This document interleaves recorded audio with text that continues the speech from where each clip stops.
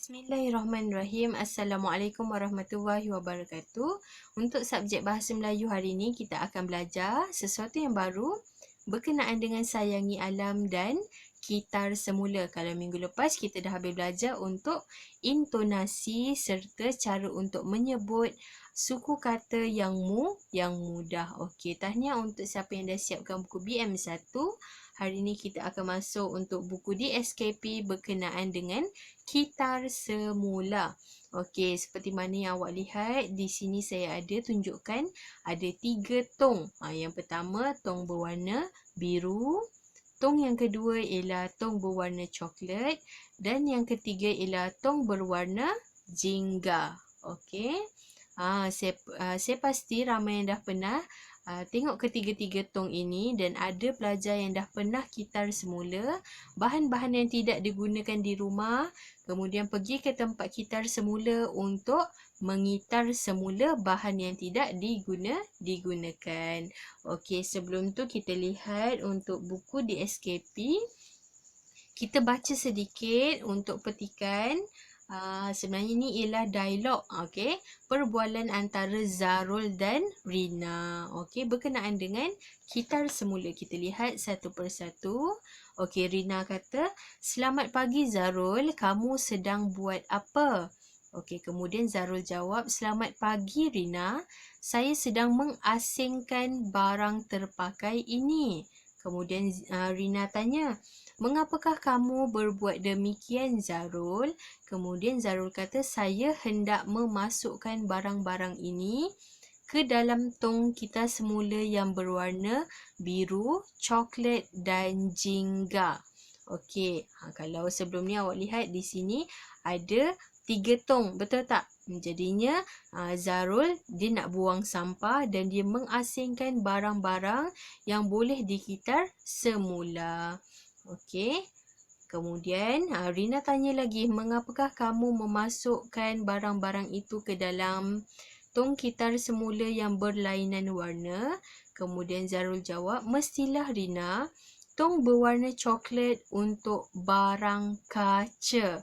Okey, kita lihat kalau tong warna coklat khas untuk barang kaca. Okey, kemudian tong berwarna jingga untuk barang plastik dan aluminium. Maksudnya tin-tin yang tidak digunakan boleh diletakkan di kitar semula dekat tong berwarna oranye ni. Okey.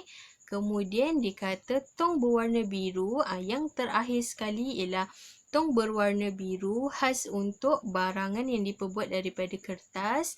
Contohnya seperti kotak ataupun kertas-kertas dan surat khabar yang tidak digunakan. Daripada kita buang, kita kena kitar semula lebih baik supaya barang yang kita kitar semula boleh diproses kemudian menghasilkan barang yang baru. Itu maksud kitar semula. Contohnya dekat rumah awak ada tin-tin tidak digunakan, kemudian ada botol sos, botol kaca, botol kicap, boleh diguna pakai untuk awak kitar semula supaya nanti bahan itu dihasilkan semula menggunakan apa yang awak dah kitar semula tadi. Okey, kita sambung. Sekarang baru saya faham kegunaan tong kitar semula yang berwarna biru, coklat dan jingga. Marilah saya tolong kamu. Okey, kemudian Zarul pun kata, "Boleh juga Rina." Okey, baik pelajar. Apakah sebenarnya faedah untuk kita kitar semula? Kalau kita kitar semula, apa yang kita dapat? Sebenarnya kita dapat menyelamatkan bumi kita. Sebab sebenarnya kalau plastik, dia susah untuk dilupuskan. Kemudian kalau kita kitar semula, ianya dapat menghasilkan produk yang baru serta dapat menyelamatkan bumi kita. Okey, lihat contoh gambar-gambar yang Ustazah bagi. Okey, contohnya barang yang awak tidak gunakan di rumah. Okey, contohnya botol kan. Botol ini ada orang dia tak nak kitar semula, tapi dia nak menghasilkan semula mengikut kreativiti masing-masing dekat rumah. Contohnya ini dia tanam pokok dekat dalam botol yang tidak digunakan. Boleh juga kemudian dihias cantik-cantik. Okey, yang kedua, ini ialah papan telur. Okey. Jadinya dia gunting kecil-kecil dan hasilkan frame. Okey, bingkai gambar. Yang ketiga, botol-botol tidak digunakan. Dia hasilkan untuk buat apa ni? Tabung untuk tabung duit shilling. Kemudian dia hias dengan cantik, kemudian dapat digunakan dengan baik. Okey. Dekat sini saya ada contoh. Okey, nampak tak Ustazah punya? Ini ialah frame gambar. Okey, ini ialah bingkai gambar. Bingkai gambar ni Ustazah buat dah lama dah, 2 tahun lepas, menggunakan apa ni? Batang aiskrim. Kemudian Ustazah tak buang, Ustazah kumpul-kumpul dan Ustazah lekatkan menggunakan gam.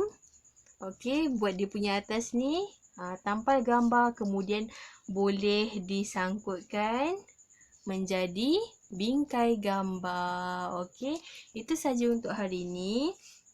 Kemudian pelajar boleh siapkan muka surat 54 dan muka surat 53 berkenaan dengan bahan buangan yang boleh dikitar semula. Okey. Assalamualaikum warahmatullahi wabarakatuh.